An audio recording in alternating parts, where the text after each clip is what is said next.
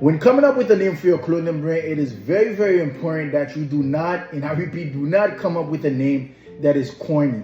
What I mean by that is names like Liddy Apparel or Get Money Clothing or something like that. You do not want to create names like those because one, is not unique, it won't stick, and people most likely won't buy from you. I see a lot of people use names like those, and you do not want to be one of those people. Instead, what you want to do is create a name that represents your brand as a whole and what your brand stands for. So what that means is it represents your brand's message, your brand identity, your brand logo, everything about your brand, your name means that.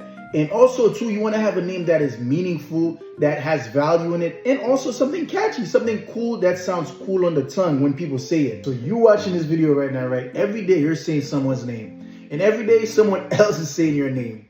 And best believe, every time someone thinks of you, the very first thing that pop up in their head is your name. And when you think of someone, the very first thing that subconsciously pop up in your head is their names as well. And that's the exact way you want your brand to be in people's mind. You want it to stick as if it's a person's name. You want it to be memorable, and you want it to be easy said on the tongue. Listen, your brand's name is just like a person's name. Your brand is now a person in a way. So in conclusion, you want your brand's name to connect with your brand's identity, meaning who are you designing it for? What personality your brand name is targeting? And what emotion are you bringing out of your audience? Your clothing brand name should be easy to pronounce, easy to spell, catchy, and unique. Listen, all these brand names out there all sound alike. You want your brand name to be unique. Very important. You also want your name to be available. So do research, see if anybody else out there is using your name. And once it's available, you want to make sure it's a name that sticks for longevity.